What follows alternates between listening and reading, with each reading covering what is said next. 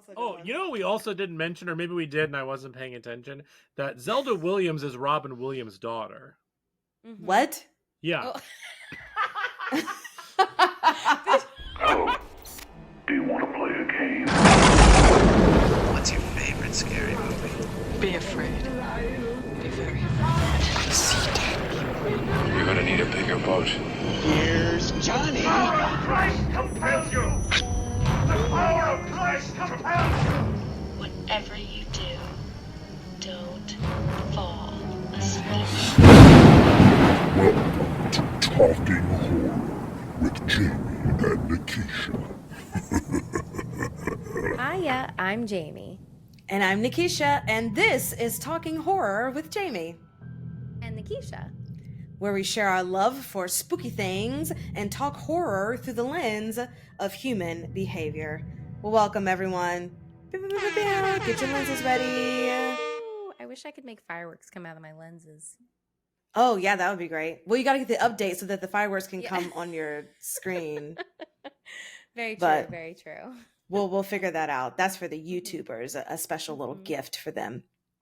Well, super exciting times today. Sparkle, sparkle, because we are talking about the 2024 comedy horror movie, Lisa Frankenstein. Slash, get your Lisa Frank notebooks, pens, pencils ready. Mhm. Absolutely. Were you guys Lisa Frank people? I think I had like a folder or two, but my parents wouldn't really let me buy into fad things. So I think it was Yeah. mostly just like you're getting the cheap plain folder from the dollar store. Absolutely. That was my dad as well. It's like they're 89-cent folders. That's what you're getting. You're not Yeah. getting this one with the Not paying colorful $2 giraffe. extra for a folder because it's a colorful giraffe. Exactly. But what a beautiful giraffe it was, and so jealous when other people had it. You know?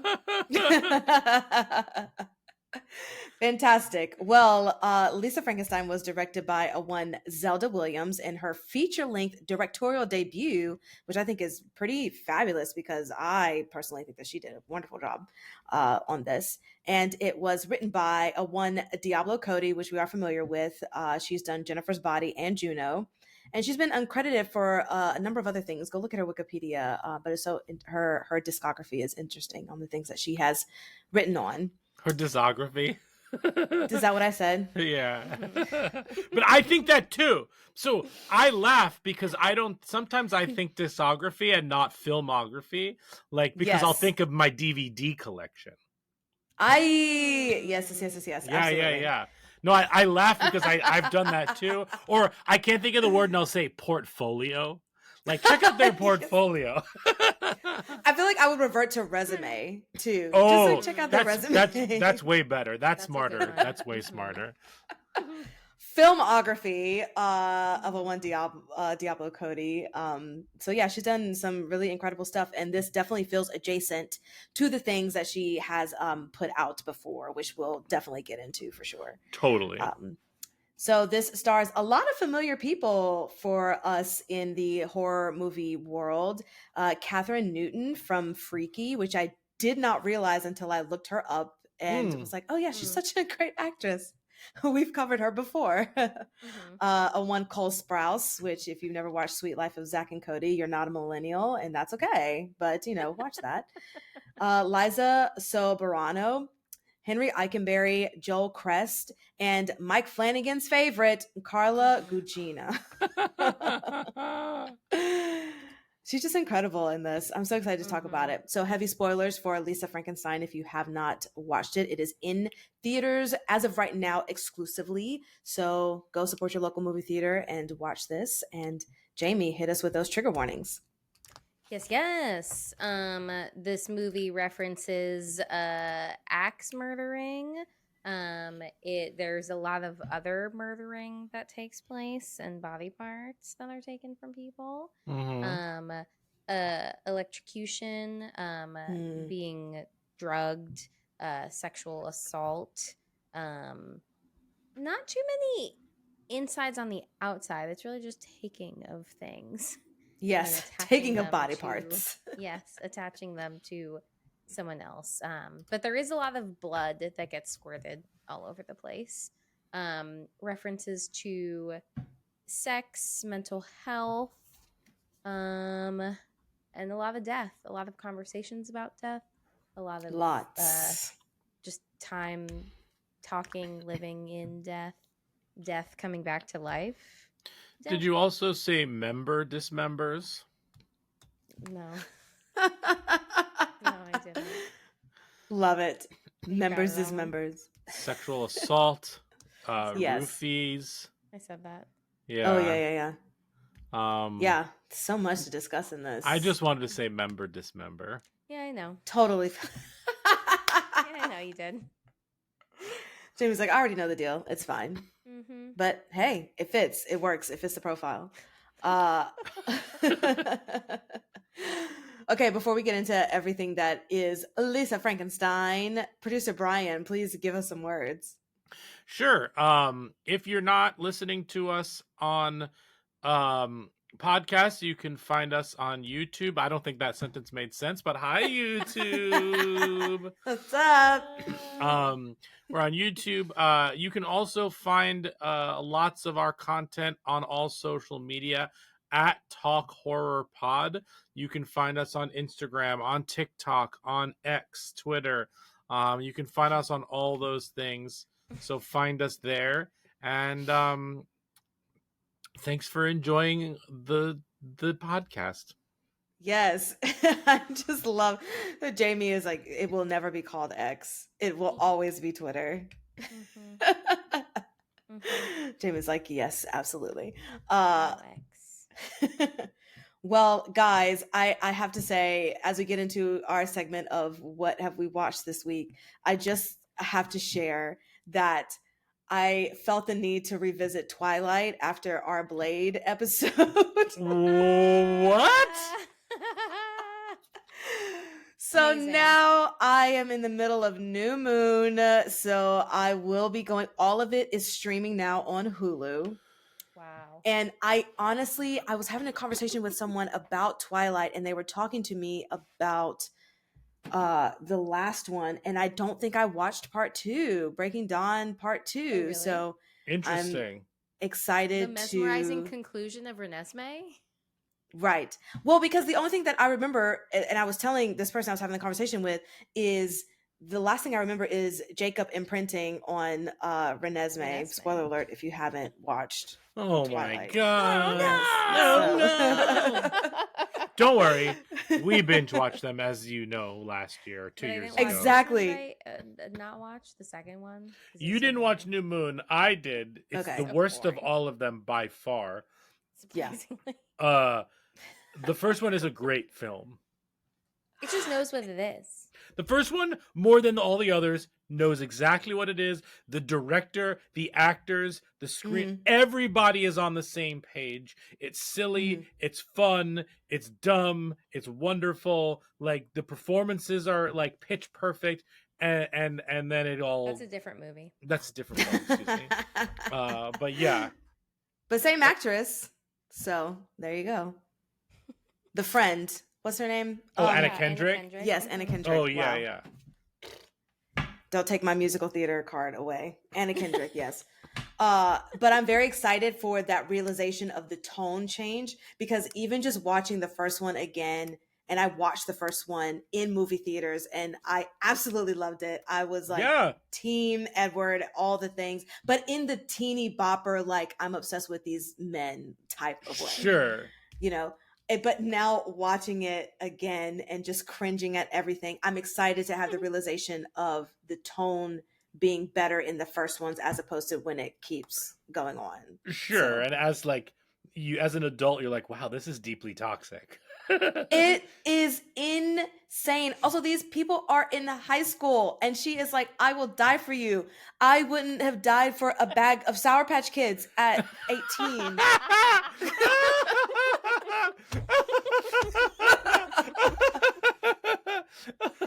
Oh my Just God, saying. that's so good. But yes, so I thought about you guys because I was like, oh, it's all on Hulu. And it was on. I started like on Valentine's Day, and I was like, yeah, let's just. This seems like the right vibe for Valentine's Wait, Day. Oh that's my Let's so God. start funny Twilight. too, because you know what's funny is that cancers are very much given the stereotype of being like this hopeless romantic. And I think Yes. that very much was me, where I was like, not like I would die for you, but like very Mhm. all in on like teenage hormones and like having strong feelings and like wrote sad poetry as a result. But anyway, I just think it's funny that you're very much like, no. that's a whole nother therapy session in itself, because down with love, you won't catch me being with anyone for anyone, dying for anyone. It's totally fine. I am the opposite of a typical or stereotypical Cancer for sure. No Sure. emotions here. It's fine. We're all dead inside, just a little bit. Right, that's why we hold grudges, because we're dead inside. That makes, oh my god, mind blown. That makes so much sense, because I absolutely will hold a grudge. I am the grudge holder. The top tier grudge holder. I'm obsessed. So don't do us wrong. All that Yeah, to say, or else Jamie we'll might never look forget. like she's friendly and nice, but cross her the wrong way. Ooh, It's never over forget. for you. I will tell Brian about it, and then I'll be like, but I'm gonna be the bigger person. Then I'll never Right. forget how you wronged me. Yeah. Jamie and I Exactly. handle situations very differently. Well, you're also a Gemini, right? And so, Yes, like, I yeah, am. that's very different. Yeah. Yes. I didn't say that I handle them better. I want to be very clear, because I don't Yes. think that I don't think that I do, but we handle them very differently. I can see More that. like internally. Mm-hmm. But it still Sure. works out though. You are in a loving relationship in this economy, so you are succeeding in life. Yeah, 'cause I Okay, haven't been In this wrong. economy. in this economy. Yeah. Fantastic. So I heard you guys watched a lot of stuff. Please tell me what you've watched. We did. We watched I'll talk about two of the movies we watched. We watched the 2018 remake of Suspiria. Oh, fantastic! Yeah. Mhm. I had never seen it before, but that was Jamie's second watch of it. Okay. I loved it. I was totally taken by it. I think it was a fantastic movie with fantastic performances. It's trying to say and do so much, and I think so much of it landed for me. I think it's gorgeously shot. It's beautifully edited. I was all in on everything, and it's a movie that I can't stop thinking about for different reasons over Yeah. the past couple of days having seen it. And Jamie had mentioned that she really liked her second viewing, right? Yeah, I Yeah. definitely think it benefit from watching it a second time. Because I've had this whole time since it came out in 2018 to like sit on it. And I definitely was like, I was very confused when I first watched it, and I wasn't sure if it was for me. But like having thought about it since 2018, it has like significantly grown on me. And because what's her face, Dakota Johnson, has been in the news for Madam Web, I was like, well, I'm not going to go see that, but I would like to watch another movie that she's in. She's really funny. All of her promo for it has been really funny, and I was like, let's watch Suspiria. Yeah. She's great. Have you seen it, Nikisha? I've only seen the original, which I was going to ask if y'all have seen the original. No. We haven't. Okay, yeah, I haven't seen the remake, so. Yeah, we should flip flop. We'll watch the original and you watch the remake, and that'd be an interesting episode to do. Like both That would be, both yeah. movies. Yeah. But yeah, I loved it. I think we both loved it. And then we actually watched The Rental. Oh. That is again, we're talking about Zelda Williams and her directorial debut. That was Dave Franco's directorial debut. Nice. Yeah, Starring his wife Alison Brie, along with the Bears Jeremy Allen White. Nice. And it was also with what's his name, Dan Stevens. If you ever watched, he's so surprising. I feel like he's in such random things. Yeah, I don't know. He's the Beast.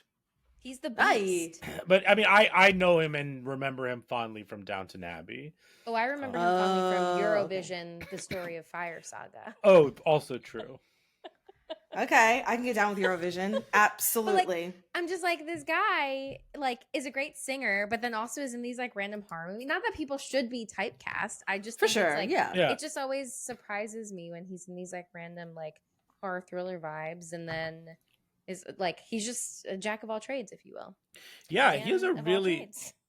He's Yeah. in Colossal, the Guest Apostle. I didn't mean for that to rhyme. He's gonna be an Abigail. Uh-huh. Oh, yes, we got to talk about that. Oh, he's Yeah. also in the Cuckoo movie that's Oh, coming out. Cuckoo or Like, Cuckoo, whatever it is. Yeah, I'm just like, oh, you're like really leaning into the horror. Like, that's just great. really interesting. Yeah. Yeah, we want this crossover. Give us more. Join All of us. the good things. We're friendly. Join us. What we enjoyed year the is the rental. rental? 2020. Oh, okay.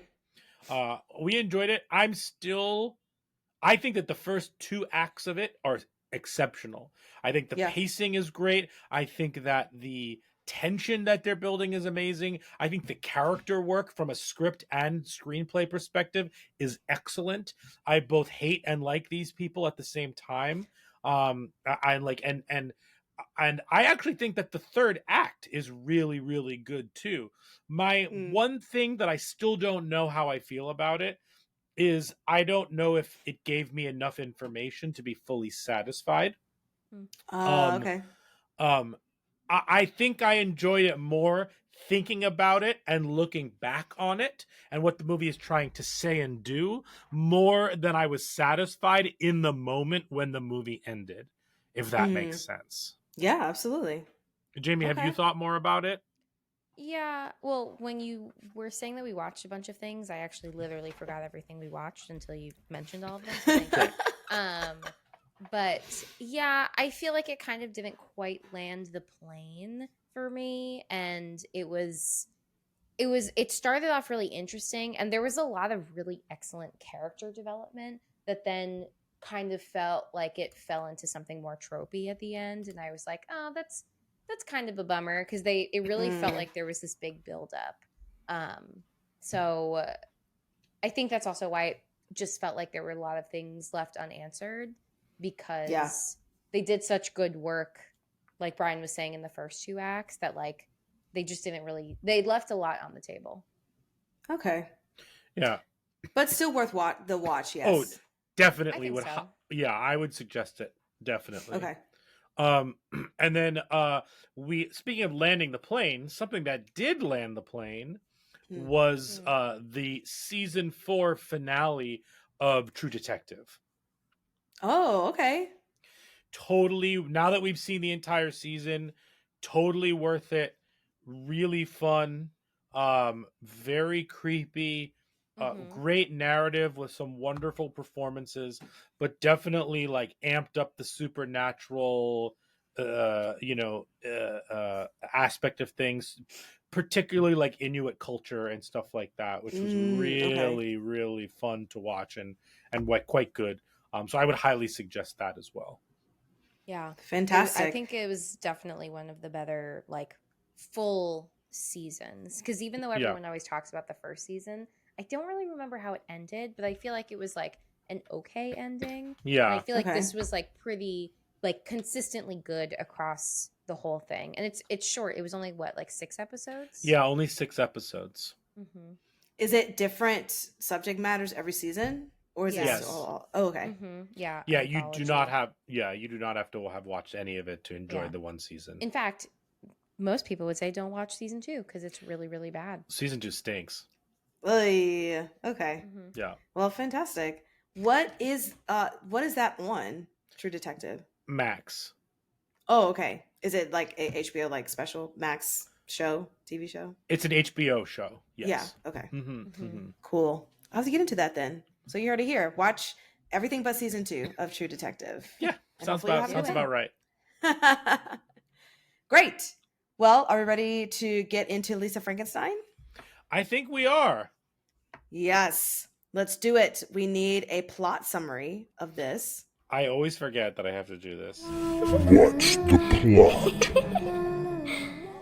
You It's shouldn't, every because time. you're the producer. That's and true, That's that's your true. job. Producer Brian, wow, I can't form sentences today. It's totally fine, guys. Producer Brian does the plot summary. That is Okay. what you are there for. Yes. Indeed. So you have 2 minutes on the clock. 2 minutes on the clock. Are you ready to give us everything you know about Lisa Frankenstein? Great. Very confident. All right. Yes. Ready, steady, go. Lisa Frankenstein is about a girl named Lisa in the 80s whose mother is brutally murdered and her father remarries like this kind of like narcissistic awful person played by Carla Gugino. She feels totally disconnected from this new town. She has a stepsister who's actually quite nice to her and stands up for her. But she's really not fitting in. She gets roofied accidentally at a party, and then she is taken advantage of. But she gets away, and she just like hates this town, everything. So she makes a wish in the local bachelor's cemetery because she's been obsessed with this one statue and kind of wants to join him in the ground. She makes a wish, and a bolt of green lightning hits it, and he becomes alive. So now she is kind of in this friendship relationship, kind of taking care of this like undead Frankenstein character.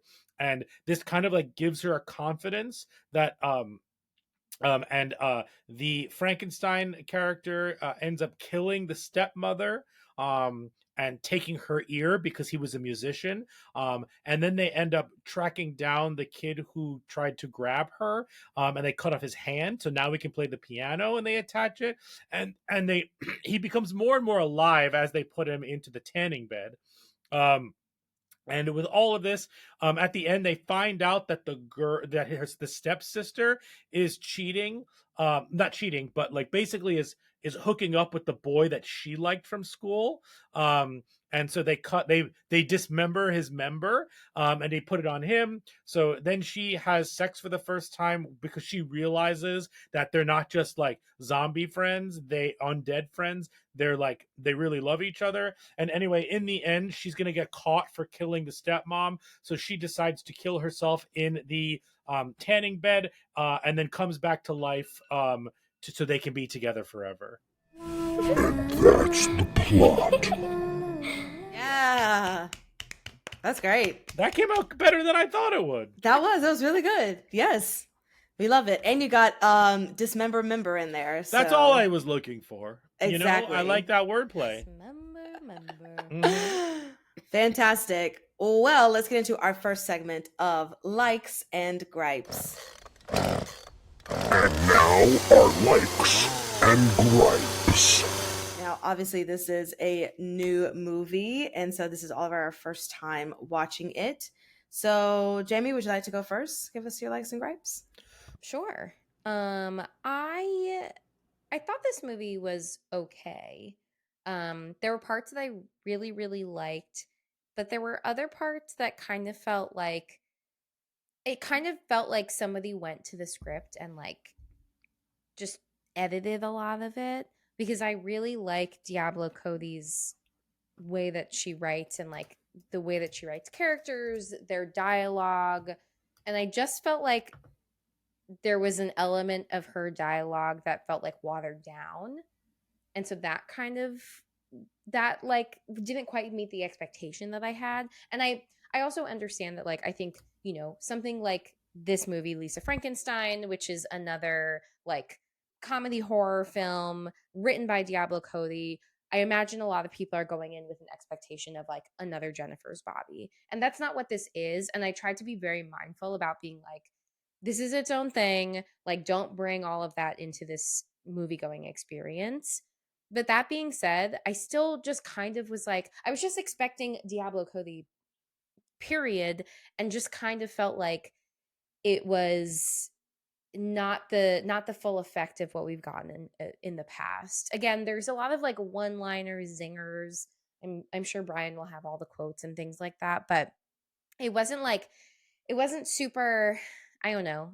The first thing that came to mind was edgy, which is not even what I wanted to say, and I hate that that's the word that came to mind. But like, I don't know, just the like very witty way of like thinking and communicating. For sure. Again, I understand that this is like a different time period, a different context, but that kind of was the most not gripey, but like disappointing to me. Mm. I also was I thought that there would be more with the idea of like Lisa's mom dying tragically in this like axe murder thing, and then it just never gets addressed ever again. Which I kind of thought was a little bit unusual. Because it's just like so intense in a bizarre way to like Yes. like this is where this character's at right now. Like she's coming with a lot of like trauma and baggage and just like not feeling great and like really overly identifies with like death and spending time with like death and the things that remind her of her mom, which her mom is dead. So I wish that there was like a little bit more, maybe like a connection back to that again. It seemed like a weird kind of throwaway. But again, That's like fair. it was funny, but I just wish that they did more with it. Yeah. I Especially with the scene where he breaks in the first time.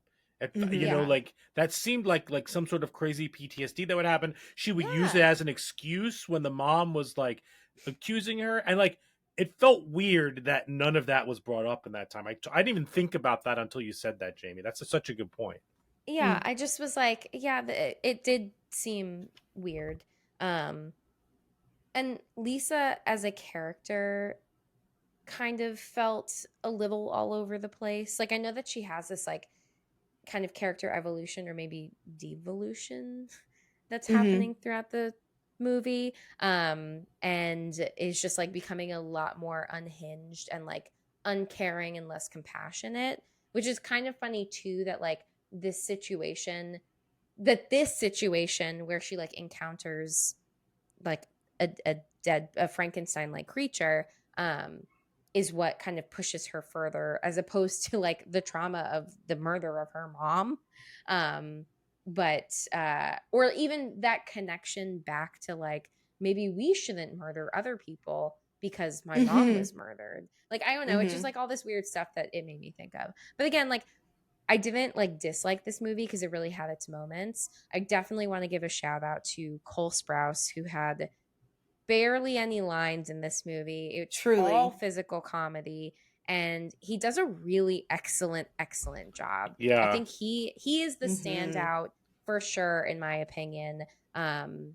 And just is really like delivering an excellent performance. The one like kind of maybe this is a gripe is like one of the times when he came out of the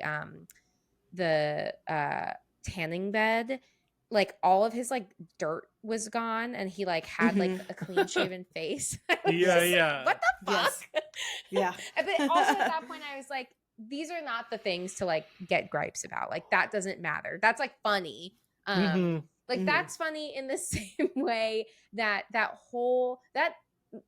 near the end scene of Lisa walking in on her stepsister and crush like about to have sex, and then the creature comes in, chops off his member, and like her being covered, everyone being sprayed with blood, and then her being in the car and Lisa talking to her. Like that part was really funny. Yeah. Yes.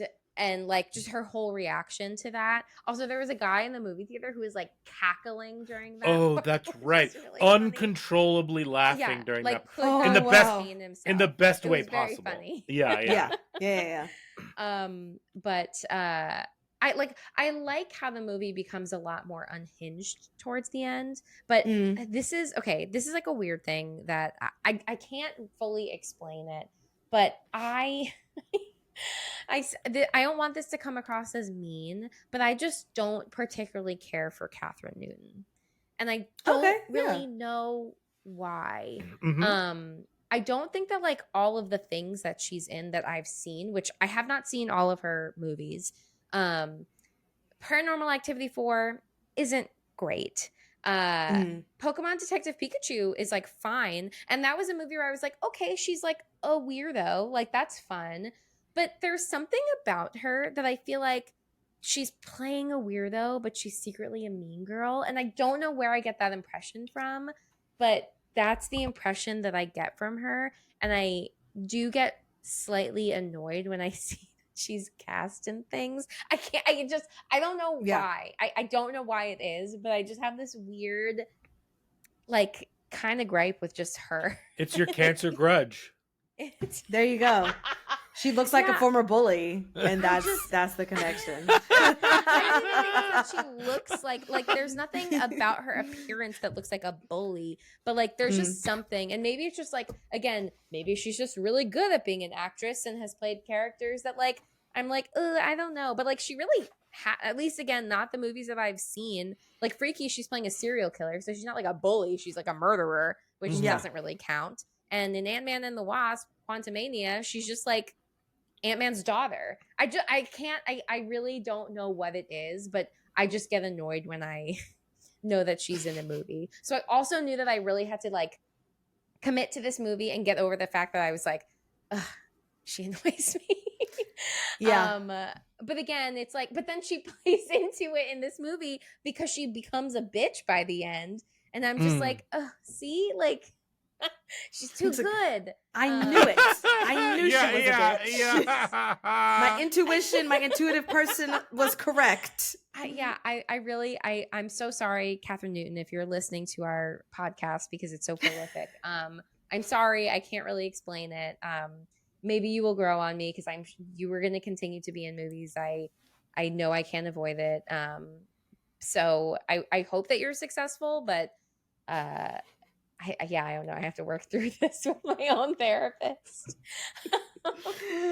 I am obsessed with this. It's just one of those things I really can't explain it. I think it's also because like I sometimes get her confused. There's like a couple actresses that I feel like are in very similar roles all the time that I get her confused with. One of them used to be Zoe Deutsch. I used to confuse Catherine Newton and Zoe Deutsch like all the time. Yes. And again, I know that they're totally different actresses and they're in totally different things, but like they have kind of similar like aesthetic vibes. Not just physically, but like just the roles that they're in and the types of characters that they play. Sure. But I don't really have a problem with Zoe Deutsch, so I don't know why. I'm like, oh God, like I feel mean, but like I had to be honest that like there's just something that rubs me the wrong way. I don't know what it is. It could be based on absolutely nothing.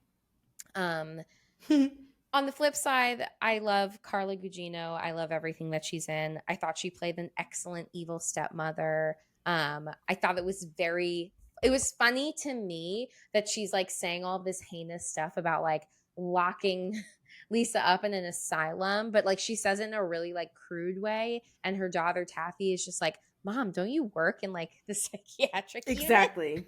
Yeah. Exactly. I thought that was really funny. Like stuff like that again was like, oh, Diablo Cody, you're on it. But it was like it like those one-liners kind of felt like few and far between. And I also want to give a shout out to the actress that played Taffy, because while I think it was predictable that like Taffy ended up like hooking up with the crush, I don't think that Taffy's character was like your stereotypical mean stepsister. She was really genuine and like compassionate and really tried to help Lisa and help her get acclimated and like wanted to genuinely be a sister to her. And I like that because it really subverts your expectations. It's like she has like some self-awareness at times, but like, you know, sometimes things can come across as like maybe a little bit not great, but like she's not intentionally a bad character. She's not intentionally trying to like hurt Lisa. She is looking out for her in a lot of ways. So I really liked I liked that character. I thought that was like a refreshing take. While still keeping in like the shitty stepmom. For sure. Yeah. That like stereo type, that narrative. Yeah, absolutely. Yeah, I felt an energy from the movie whenever she would defend her new stepsister. Like Yeah. I thought that dynamic in this movie was fantastic. Like Jamie said, even with the predictability of her with the boy at the end, like any time that she would undercut her mom, I was like, it made me feel better about those scenes as a viewer. Yeah, Agreed. absolutely. Fantastic. Is that all, Jamie, that you would like to say about this? Yeah, I think so. I love it.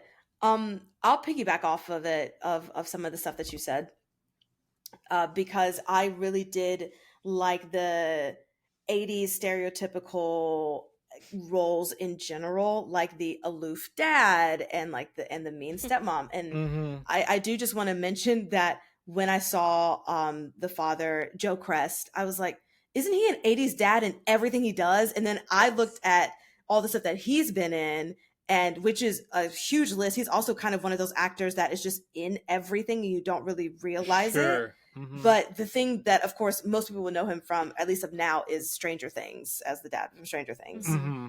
And I just thought that it was just so fun to see him in this, just still being a little aloof 80s dad. So I thought that dynamic was really fun.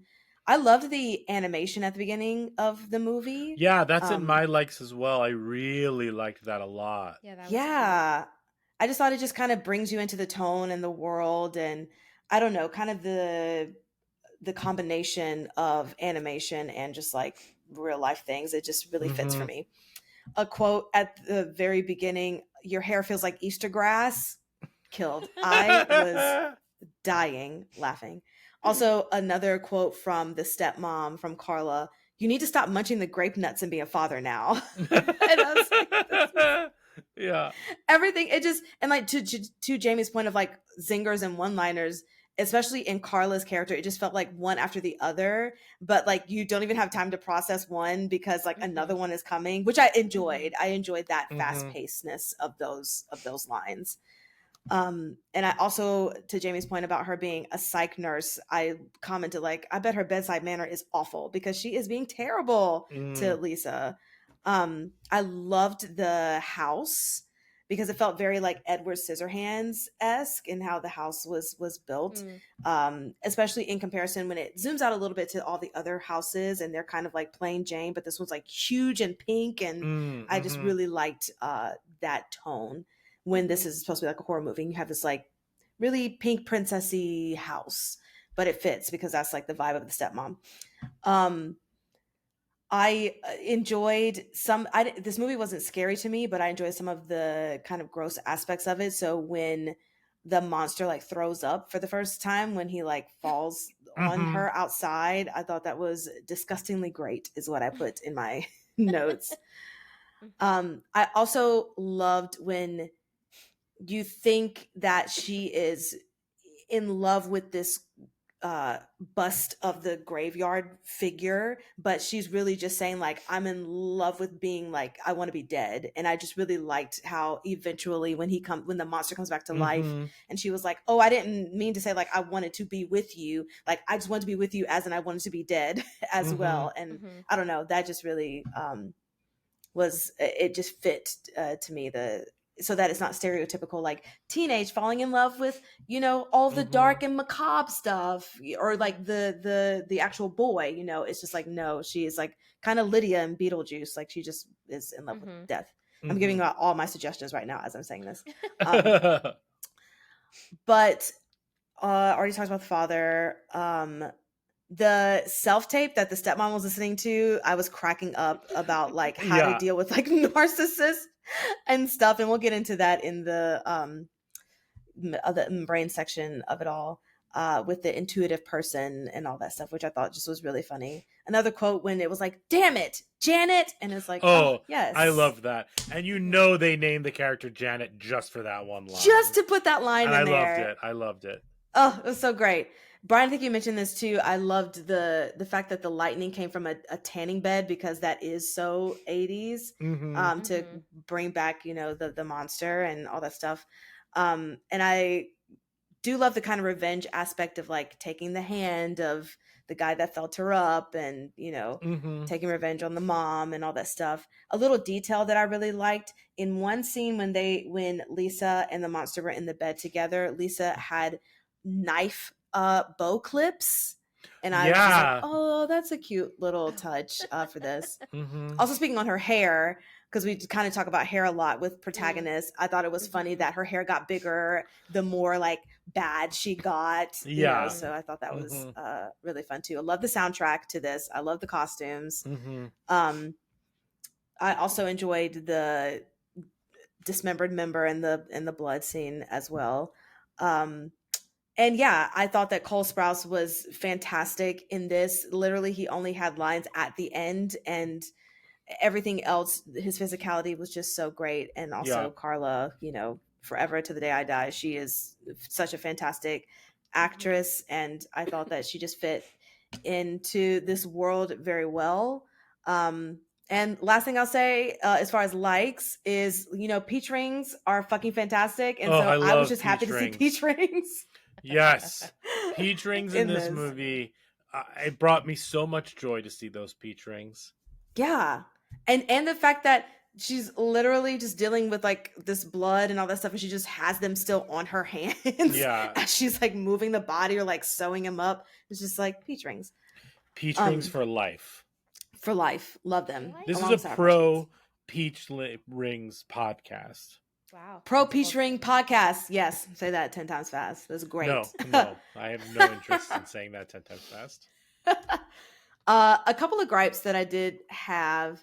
I feel like I liked this movie a lot more than Jamie did. Because I don't know, it just, once you're immersed in the world, it was great. But I will say at the very beginning, I had a little bit of a hard time with it because I felt like it was trying to find its footing up until we get to the monster coming alive. And then from that point on, I was in it. I was with the movie. And I don't know if it was maybe just like moving too slow or if I was just getting used to the tone of the movie. But there was also one moment, multiple moments, where people were commenting a lot on her not saying much. And I just never got that feeling. And so I don't know, maybe I just need to watch the movie again, but a lot of people make a lot of comments, like whether it be her classmates or her sister, or like, yeah, you don't talk much or whatever, until the monster comes in and she's like talking to him and she's like, oh, this is the most that I've talked in however many days. Yeah. Like I never really registered that. So maybe it is some, like Jamie was mentioning, things that were cut or like things in the script that were cut, because that just didn't translate and make sense to me. How she was acting at the beginning just felt like regular teen angst and not necessarily like a traumatic experience happened and like she's not talking to anyone. What was the diagnosis that you mentioned in the movie that you said before, Nikisha? Yes, she mentioned that she had traumatic mutism. Yeah. I loved that. That made me laugh. And I was like, okay, cool, I guess, maybe. I don't know. That was great. Yeah. And then that I'm 50-50. This is my last gripe. I'm 50-50 on that weird black and white dream sequence that happened. Oh, right.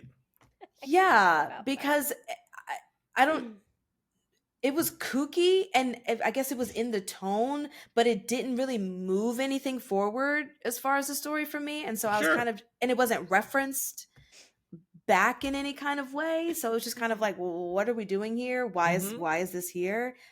But I if it was something separate, I get how the tone fits together, but I guess story-wise it just didn't make sense to me. So I was kind of like, I don't know how I feel about this scene. Yeah. But overall, I had a fucking great time watching this movie. There weren't that many people in the movie theater with me when I watched this, but we were all having a good cackle at all of the things. And especially when they were hacking up all the people and all the things, like it was a good time. So I really enjoyed watching this. It was just fun. Yeah. So yeah. Brian? I do want to shout out my enemy who was in a movie theater with us who answered their phone during this film. Oh my God. No! I hope that they are banned from, I just hope they, like, there's a special place in hell for those types of people. I just wanted to say that. Yes, agreed. But I tend to agree with Jamie more than Nikisha on my feelings on this movie. I think this movie has moments of absolute brilliance. I think that you've all mentioned kind of my favorite things as well, like Cole Sprouse, the murders, the performances in general. Oh, I also liked the title card where she's doing the imprint Yes. drawing Mm-hmm. from this the gravestone. I really liked. I like the integration of music. I like the overall vibe of this movie. um I really liked, as I mentioned earlier, the sister relationship. That moment that Jamie mentioned of her apologizing to her while she's covered in blood and crying is truly great. Mm-hmm. Mm. um the smelly crying was Yes. hilarious. That was funny. So good. um so I think there's a lot that like makes this movie work. I actually like the plot, like just from a plot perspective. Like Nikisha, you mentioned, like she wishes her to come back. Her mom was murdered. She's kind of got this weird obsession with death. She wishes she was dead with that guy, and then he comes to life. And like I just thought all of that was so clever and subverted a lot of expectations. And then when it's full throttle, it's a lot of fun. um but my gripes are the pacing. The movie is so Mm. slow. And Nikisha, you talked about it like pre the Cole Sprouse showing up. It's really slow. Jamie had Mm-hmm. mentioned it, where it feels like things were cut and like I I think that's a direction thing, to be completely Mm. honest. I think that it needed to Mm. be faster paced. Let's get into it. It takes too long to get to the other stuff. I understood everything that it's trying to do. I mean, but you could also keep it a half hour and still have it move. I'm not saying it should have been 5 minutes and get to him quickly, For like sure. something like that. It lacked a lot of energy in places too. It was very predictable, which didn't bother me that much, but you know, it is what it is. Um, Mm. I was very unclear about her character arc, as you both have mentioned a little bit. Um, I just was very unclear about what about him showing up gave her immediate confidence. It didn't make sense to me. Mm. Like him showing up just like automatically like made her dress. He handed her a different dress. Did the clothes make her feel different? Did like Mm. having a friend make her feel different? Did like it just was not clear. And she went from this like quiet person to, as Jamie mentioned, like this like different character. But I feel like there was a leap in there that I totally missed. And I think it was a little convoluted. That like he he he wanted her and didn't want her, and like the Cole Sprouse, and like didn't have the Yeah. parts for it. And like I just thought it was a little bit convoluted in terms of narrative. Even though I got it, I would have liked to have been a little bit more clear potentially. Mm. um I also don't know what this movie was trying to say. Mm. Like she ends up killing herself at the end. Like, is it an allegory for abuse and revenge for abuse? Mm. Is this like is this more about the teenage experience in a fun way? Like, I don't know what this movie was trying to say. And not everything has to say something, but I think that it was trying to say something. The way that Jennifer's Body says something very clear to me. The way that other Diablo Cody movies do not like get mixed messages across. This one felt Yeah. very mixed message. It's going into what I expect from a Diablo Cody movie in general. Um, so those are kind of my biggest gripes about this movie. So, but I still liked it. And here's the thing: you know what this movie would make? A great musical. I think Yes. this movie, you rewrite it a little bit, and I think there's like great Yes. spots for songs. I want songs, fun party songs, morbid, morose songs. You can have a, like there could be like a fun young Frankenstein type thing where like he doesn't really talk the whole time, and then Hmm. like and then like maybe he talks in the musical but he sings to her because he's a musician, so you can have him playing while she sings and stuff like that. Like there's a Hmm. lot that this could be, and I think it could be a tighter musical than it is straightforward movie narrative. But that's for another podcast Another situation. But such a great idea. Totally down for that. I think it could be. But yeah, I enjoyed it. My gripes being that like me being passionate about my gripes does not take away. I love unperfect movies. I love flawed Mhm. movies, and I really enjoyed the fun I had while watching this. For me, pretty flawed movie. I will say I'm very excited for another viewing of this.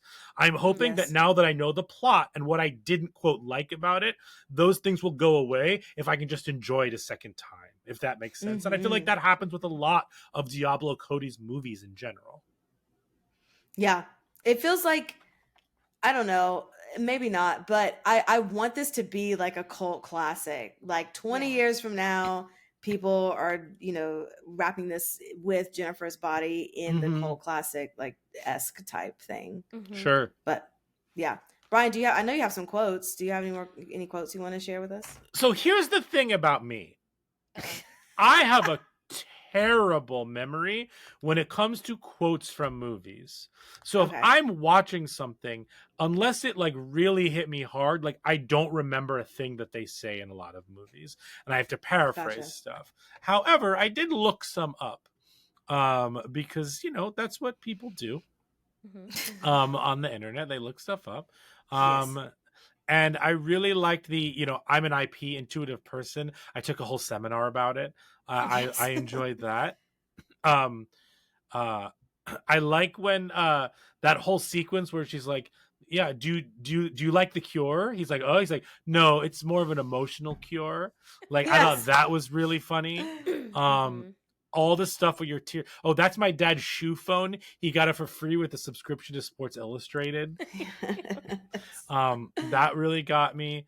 And I just like I'm sure it's the girl next door. She's very odd.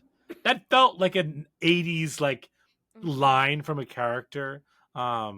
As they're looking at, like, as they're right in front of her, and they're just Yeah. like, "Yep, look at that quirky girl. There she But goes." one of the biggest laughs in our movie theater, and this one I remembered, was when Taffy is talking to Lisa in the car. Mhm. She goes, "Are you hot for anyone, Lisa? Does he have more of a basketball bod or a football bod? He doesn't play sports. He's cerebral. He's in a wheelchair." Great line. Oh, So good. Um, Yeah, yeah. I dig it. So I would need another watch to like attach myself to certain lines, but it's definitely got some For good sure. ones. The grape nut one was a good one too, but I didn't say it because you said it already. Fantastic. Okay, well, should we move on to our next segment? Any last words? No, I'm excited for this one. Fantastic. Well, let's get into brains, which also again appropriate.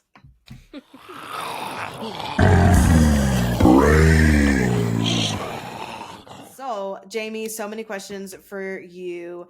We must talk about the stepmom. We've mentioned it before, but let's get into it. She calls herself an intuitive person, IP for short. I would love to know if that is a real thing or if there is something real adjacent to it.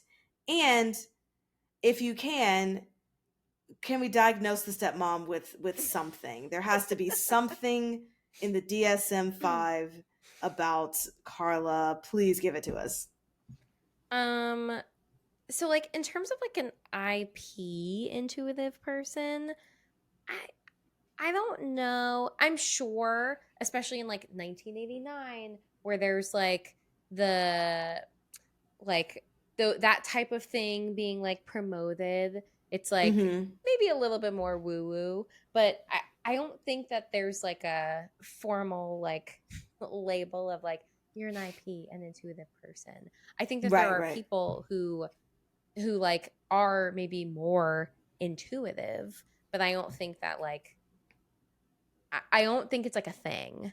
Yeah. In the way that it's presented in the movie. Yeah. Actually, I was looking up like traits of an intuitive person, and like the first sentence is like, perhaps you think intuitives are woo woo, and it's like, oh, it even said the same word that I said. Nice. But yeah, I think that like a lot of people are highly intuitive and maybe just don't realize it. So like I think your sensitivity to how other people are feeling, like, you know, having empathy, Mm-hmm. you might pick up on like red flags that other people are presenting with, Mm. and maybe even like with people that other people like, but like there's still something that's like rubbing you the wrong way about them. um Mm-hmm. like vivid dreams. I know now you're thinking about me, like, and my Yes. 19th moon. I don't think that's because I'm an IP and intuitive person. I just think I'm a weirdo. But Well, here's a question. You're not a weirdo, but okay. So, is it any kind of adjacent to like a highly sensitive person? so I think that there's like maybe I think that might be more of like what's become the new thing now. Yeah. I But I think that everybody has intuition. And so like that's what I kind of think the difference is like everybody Mm. has the capacity to be intuitive. Like if you are picking up on things and like paying attention to like, you know, like social cues, signs, if you will. But like I think that when you're interacting with people, there's like energies and things that they're doing that you're able to pick up on, and like that's you being Mm-hmm. intuitive. Like just, you know, weird, not weird, but like the like kind of like spider tingles, like Spider-Man tinglies, whatever. For sure. That type of thing where it's just like you're just picking up on these things. I think the difference between that and like a highly sensitive person is maybe kind of that dialed up a notch. I think that like the your intuition and like empathy towards others is can feel overwhelming at times, and I think that's Mm-hmm. kind of where maybe the highly sensitive person, like which also isn't a diagnosis, it's just like I think a way that people might identify based on like their experiences and like how they feel in different situations and their own Yeah. emotions. But like that they're both kind of connected to like you're feeling things based on like stuff that's happening around you and like picking Mm. up on stuff.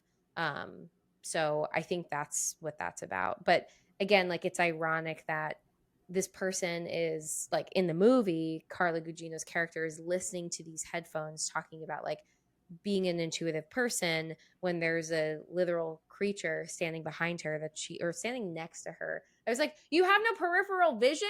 Like what? Right. Just walks right by. And I was like, no, Yes. I would see, like I can see out of the sides of my eyes and I don't have to be looking directly at them. So that For part sure. is like ironic of like, okay, like you have no intuition because like you can't even tell that there's someone right next to you. Yes. But like in terms of a diagnosis, I don't know. I mean, she definitely gives me some narcissistic vibes, Mm-hmm. maybe a little bit like histrionic as well. Tell what Because is that, she please?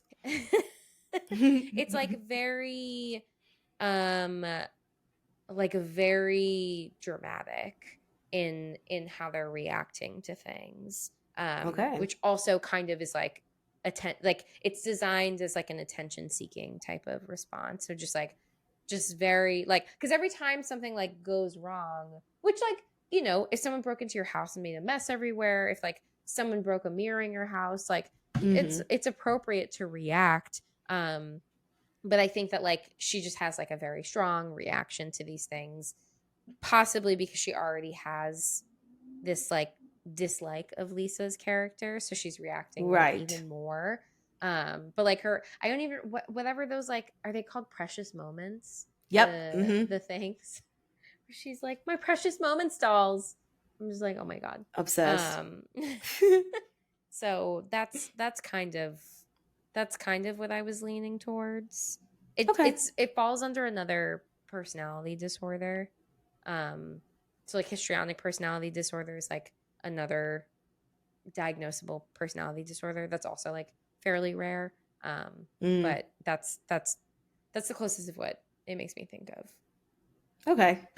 Fantastic. Yeah, never heard of that in my life, but happy that there are labels like that exist. Just so you know, you know.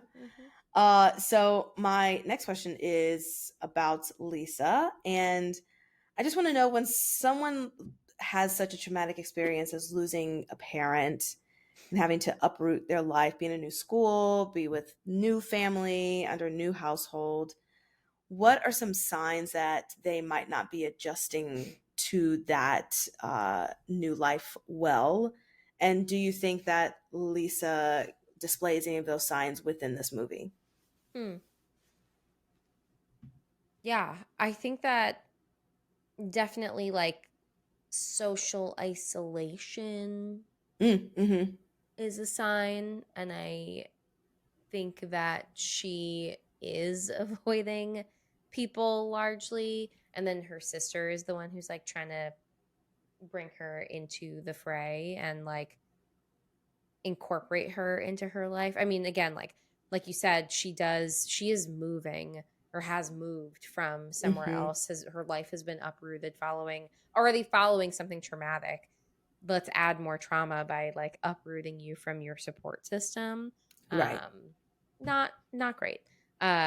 So like isolation, um, avoidance, uh like those are really the big ones that I feel like we see in the Mm-hmm. movie that she's like really struggling with. It doesn't seem like she's really making an effort to even remain connected to like whoever she was friends with before. Um Right. Yeah. like we don't even know like who her support system was Right. before. It's like, nope, you're just in a new environment, new atmosphere, new Yeah. people, Like you and can't ever talk to yeah, them ever no again. references. Yeah. Yeah, it's really interesting to think about being so isolated in a sense, but then the monster coming in and then being hurt, being so attached Mhm. in that sense. And because that's also something that's new, that's brought about, right? It's not like it's Yeah. something that is in any shape or way familiar to like an old friend or a cousin or a family member. It's like something that's new, but then like you're attaching yourself to that Mhm. thing. So Yeah. interesting And stuff. like I mean, it's again, the dad is like that stereotypical 80s dad that's like so disconnected from everything, but like Hmm. unclear what type of relationship they have. I mean, they barely have a relationship. Right. He has more of a relationship with Taffy than Laffy Yeah. Taffy, also, which I was Oh my laughing at god, when she called herself that. so funny. Her car, the license plate was Laffy T. Mm. Ah, I didn't see that. Love That's it. very So funny. cute. Also kind of related to the previous question, and we mentioned this term before, traumatic mutism. Would you like to comment on if that is a thing or if that is absolutely 100% made up and they just said it for this movie? So, uh it's not entirely made up. Go There on. Brian there is is ready. a it's not super common, but it does happen more in like young children. Uh and it's they call it selective mutism, not as far as I know they don't call it traumatic mutism. Hmm. I'm sure that like saying selective mutism in a movie probably nobody would really understand what that means. So like It doesn't within pack the as much context, punch. yeah, No. within the context of like I like this tragedy happened to me, so like as a result I experienced traumatic mutism. Like you Yeah. get the gist of what it is. Um Sometimes it can persist into adulthood, but it typically like improves as children get older. Um it it it can last like the the periods of time where people feel where children or adults feel unable to speak can like be specific situations, like Hmm. only at school, only at work, other specific social contexts, even if there's other people that you can speak with. So like you might feel comfortable speaking with your parents or your family, but like Hmm. not speak in school. um and like that's interfering with like your learning and like what you're getting out of the school experience. um Yeah. so That reminds me of, and we kind of talked about that in the movie Us at the very beginning, when, even though Mhm. we know what we know about like the child, when they're taking the child to, I think like the therapist or the child counselor, and like because she's had a traumatic experience, she's not talking, and so she's using like the little sandbox to Yeah. kind of like communicate, but the parents mentioned that she just stops communicating altogether and she doesn't talk. So that makes sense Yeah. in what you're saying with this. Yeah. It's pretty much like the same type of thing. Yeah. And like anxiety is like playing a really big part in that too. Mm, So like I think like it can be trauma, it can be like extreme anxiety. Mm-hmm. yeah. Oh, we love anxiety. It is a Woo! friend here. Woohoo. Yes. Friend, I don't know. We're acquaintances. We know each other well. Doesn't mean I like hanging out with them. You know what I mean? That is very true. I'll take that. Acquaintances for sure. So my next question has to do with Lisa's obsession with death. Mm. So I would love to know if you think a fascination with death is healthier than fearing death. I'm like, it's great. It's gonna happen. It's inevitable. Yeah. I mean, I imagine that again, like that depends on the context because Mm, how like time consuming is Hmm. this obsession? Like I think that she's spending a significant amount of time like preoccupied with death and thinking about death by going to the cemetery every day, and like her room is covered in all of those like etchings and things like that. hmm So I don't know if that's necessarily healthier. And again, like with a fear of death, it's like, how much are you thinking about it? Is it preoccupying like all of your thoughts all of the time? So I think hmm that like that type of stuff really depends. Like when you think about mental health and like diagnosing and disorders, a lot like if you just read symptoms of things, you're probably going to be like, "Oh my god, this is me." But the difference of like what makes something like like diagnostic or like Yes. actually meet a criteria of like being diagnosed is what's the impact that this is having on your ability to hmm function. So like I would say that her preoccupation with death is definitely interfering with her functioning. It's interfering with her Yeah. relationships. Like she seemingly is distracted with regard to school. Like those would be the things that someone would like in like be inquiring about in terms of how this is affecting her. Yeah, that's so true. Context is very important because, like you said, it's kind of like on a scale from 1 to 10, like you could be having these feelings or whatever, like you said, like you can be reading this and being like, oh, this is what I think, this is what I believe, but it could be at a scale of 2, as opposed to like if it reaches 7, 8, 9, then that's when you would actually be like diagnosed with something like you would need to seek out help because of this, because like you said, it's interfering with other things. So that absolutely makes sense. Yeah. Yeah. And my last question is, how do you feel about the phrase "time heals all wounds"? Because Lisa mentions that, and she says that it's not true because it kind of, I'm paraphrasing, but she was mentioning that it erases memories. And so, like, time isn't healing anything, it's making you forget everything that was before. Mhm. So, how do you feel about that phrase? I mean, I think that time does play a really big role in how we process things. Because I think that like time and distance from certain events like allows us to gain perspective. Hmm Um, but again, I think that like it depends on the context. I think that for grief in particular, it's really challenging because it's not just like as time passes things feel better. You also Yeah. have to throw into the mix as time passes, you're getting more time with this person not in your life than the time that you have them in your life. You're Mm, also reflecting on like anniversaries and birthdays and other meaningful events where this person isn't in your life anymore, and like that will always stir up feelings.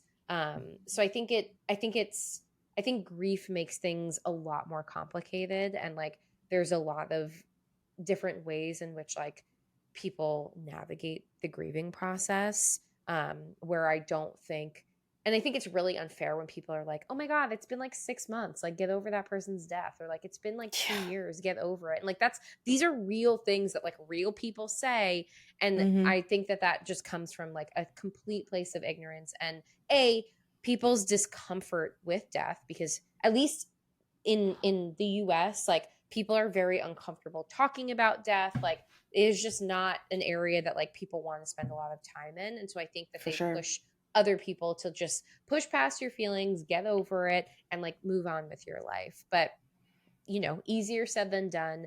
I think that's very dismissive and like not realistic. And people should be Mm-hmm. able to honor loved ones who've passed in any way that feels appropriate for them. Um, Right. so I think that like I think that having therapy is really important and helpful in processing it, because like it can feel super isolating when everyone around you is just telling you to get over it or is acting like it's not a big deal, which is kind of what I think Lisa is getting at. Like Mm-hmm. even as kind as Taffy is to her of wanting to include her in things, I think part of the resistance is still this like element of everyone just wants me to move forward with my life, and like I can't, and Right. like that just being really difficult.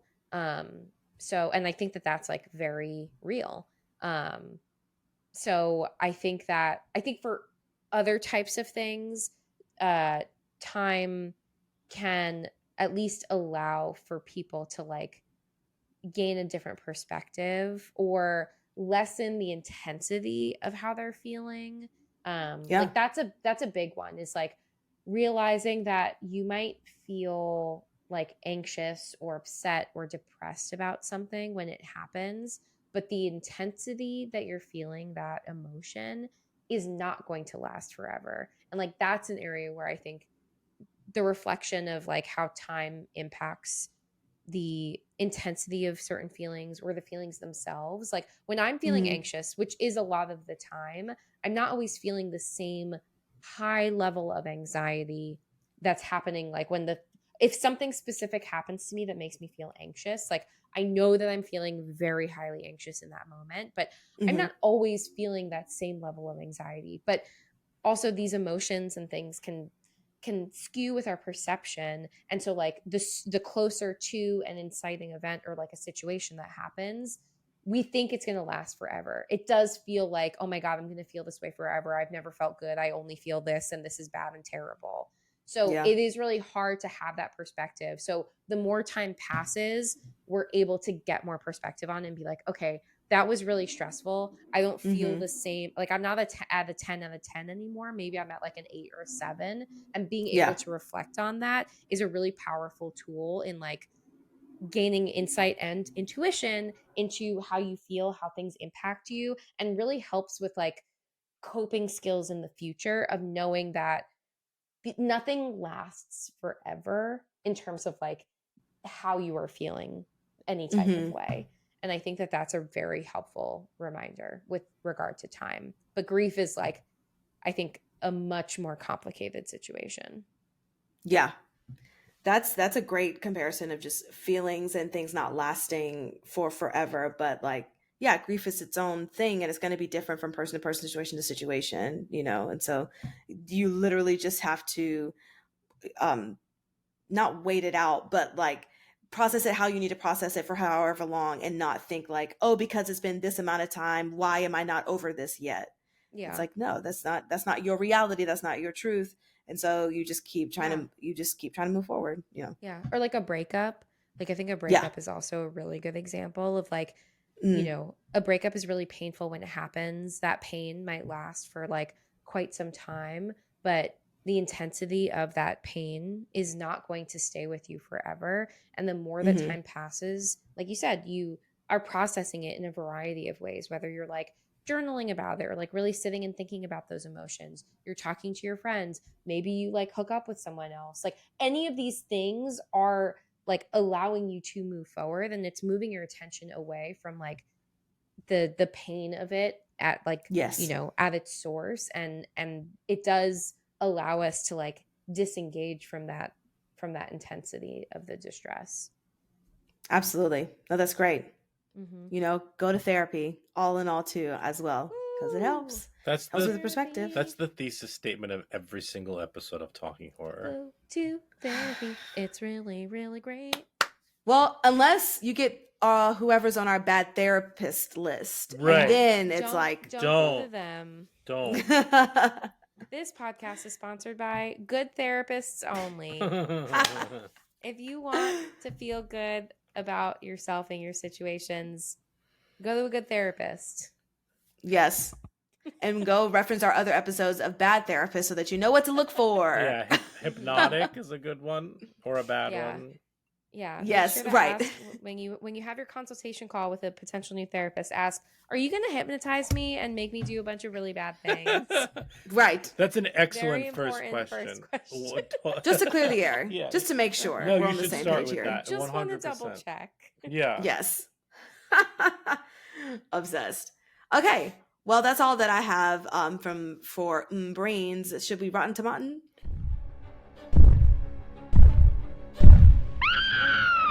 It's the Rotten Tomatoes game.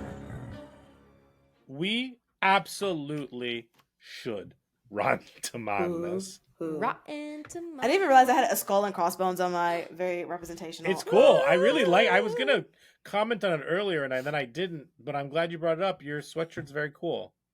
Well, you know what this is actually a symbol for? Soul Cycle. Oh. Oh my god, that's so funny. That's very funny. It's a Soul Cycle that's on a lot of their merch. I don't know who thought Skull and Crossbones was gonna be the mascot for Soul Cycle, love but it. Yeah, here we what are. are they trying to say with that? Soul Cycle. It'll kill you.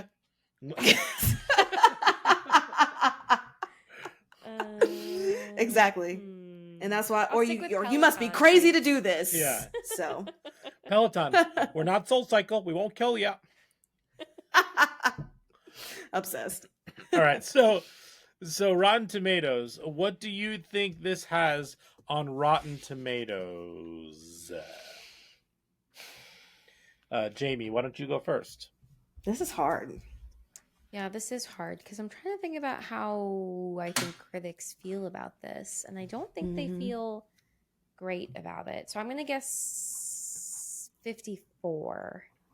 All right. And just for funsies, what do you think the average the percent audience score is? Ooh. I'm going to say 65. All right, Nikisha, what are your two? Okay, I'm gonna go higher, and I'm going to say critics is 74. Audience is around 80. All right. So both of you got very close to 1. Oh. The Uh-oh. critic score is a 51%.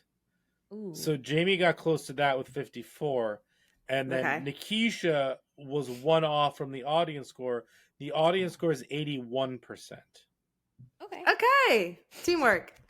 So the critics' consensus is an affectionate callback to classic horror comedies of the 80s. Lisa Frankenstein can be fun in its own right, despite not quite measuring up to the movies it imitates. Okay. The audience score says something actually quite similar. Lisa Frankenstein is an overall entertaining horror rom-com whose silly sense of humor and heavy 80s vibes help make up for an emphasis on style over substance. Yeah, I like that. Yeah. That's Okay. good. Yeah, but those are fun. All right. All right. Okay. All right. Yeah. Should we do the 4 S's? Yes. Yes. All right. Skull, scare, shakes, and suggestions. The Talking Horrors 4 S's. 4 S's are skulls, scares, shakes, and suggestions. Skulls is how well this movie handled human behavior and mental health. Scares is how scary was this. Shakes is how much you remember this, how can you once and done, and whatever the case may be. Those are all 1 through 10, and then we'll get to our suggestions later on. Jamie, let's start with you. What are your 4 S's or 3 for now? For Skulls, I ended up giving it a 5 because I think that there are elements of like reality in terms of the grieving process. But there's a lot of not real peopling, a lot of tropes and stereotypes that I think are funny, but like it's not real people. That's not how people would people. For Scares, I gave this a 1 because it's really not scary at all. Like there's some disturbing moments. I didn't actually realize that the member was dismembered at first when they showed the shadow. I had literally no idea what I was looking at, which is really embarrassing to admit. I was just like, what the? And then I was like, I guess it's a penis, but like, I don't know. This shadow just didn't really look like a penis to me. I don't know. Anyway, just being really vulnerable today. Love for it. Shakes, I'm gonna give this a 4, and maybe because of recency bias, it's like still in my brain. But definitely not my favorite Diablo Cody movie, but not bad. And like, I hope that I have a sneaking suspicion that this will kind of eventually become a cult favorite. So I think it will have some staying power. For sure. Nikisha? I get that. I gave a 6 for Skulls for similar reasons. But I also, in talking about like the death and then talking about the stepmom and stuff, I just think like if a person was gonna have those qualities of being a narcissist, or the other term that you had mentioned, Jamie, it's like she fits the bill. So like that is the representation of it. So 6. Scares, I gave it a 2. Just because it was gross, not that it was scary, because it's not. And then Shakes, I gave it an 8 because I just really had a really good time watching this. That's cool. So, yeah. Skulls, I gave this a 4, mostly because I didn't believe her like journey from like why she was doing those things.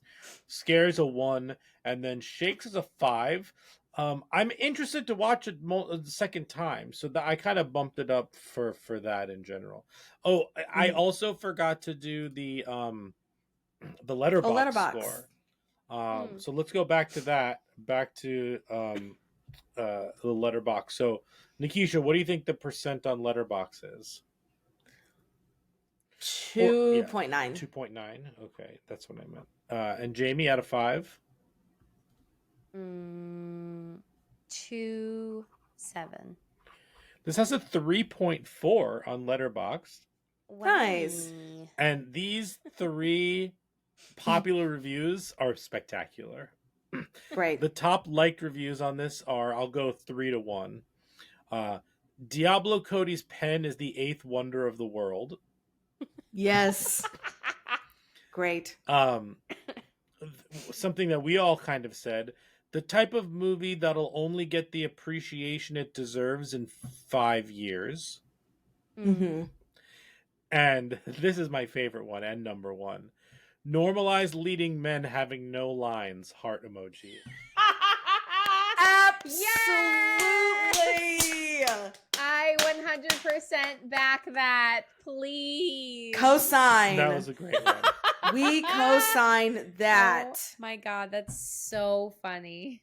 That is genius. I love that so much. Who are you? Whoever you are, here's all the money. You deserve a Peabody. I don't know. That's fantastic. Sophie Hallsinger, great job. Good job, Sophie. Good job.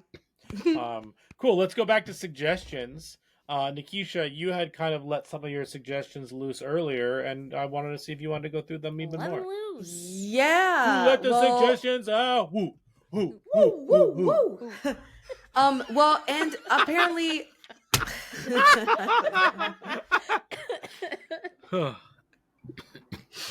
The delirium is set in. Oh man, so good. I have a splitting headache, and that was really funny. Oh no. Well, I don't think we talked about this, but it's supposed to be in the same universe as Jennifer's Body anyway. Like this movie is what I heard. But anyway, so like Jennifer's Body Right. is a suggestion. Beetlejuice is a suggestion. Hocus Pocus, Oh yeah, just definitely. because of the dead man moment. And top one, and it's so funny because Brian, you mentioned musicals, is Heathers. Because what a great movie and musical, and I think that Lisa Frank would also make a great musical. So, Jamie, suggestions? All of mine were said. I also had Jennifer's Body and Heather's. Mm-hmm.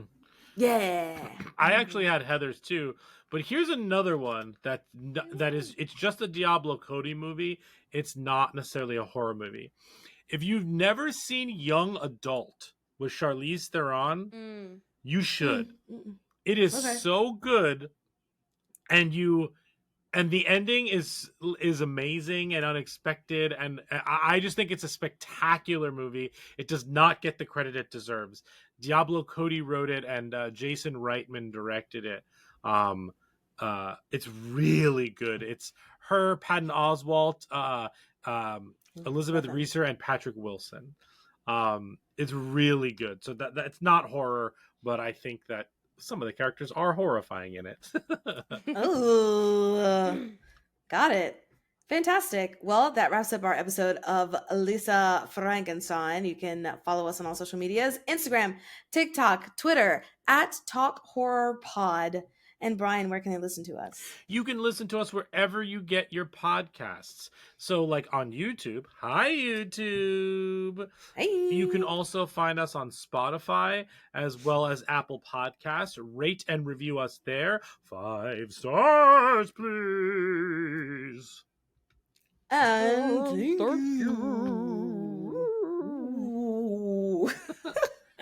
Is that your Cole Sprouse? That was. I will also admit, since we're at the end, that I didn't know if it was Cole or Dylan Sprouse in this movie. Fair. I did not watch the Sweet Life. I know who they are, but like I didn't watch it. Yeah, I wasn't a Sweet I mean, Lifer. I honestly didn't either. But... Sure. But they both have been doing so much. I had to look and see how some of their recent stuff. And I think Cole was the one that was in was he in Riverdale? Yes, thank you. I was thinking Archer or whatever. Archie, but yeah. Archie, Archie comics. Yeah. But yeah, fantastic. Well, let's end on one of our quotes. I'll give one. You need to stop munching the grape nuts and be a father now. Good one. So good. There's another one I found. It's just guys usually only want me for one thing. Yeah, and you just gave it out like a cheese cube from Hickory Farm. Oh, yeah. Also oh, you know, we also didn't mention, or maybe we did and I wasn't paying attention, that Zelda Williams is Robin Williams' daughter. Mm-hmm. What? Yeah. Oh. The shock in your reaction was so genuine and good. I didn't know that. Yeah. Okay, cool. The what? What? That's fantastic. It makes it. Oh, I'm excited for more of her stuff then. Mm-hmm. Yeah, there's a lot of promise in that for sure. For sure. Yeah. I dug it. It was good. Good job, Zelda. Woo woo. All right. Thanks, guys. Thanks for listening. Bye. Bye. Bye.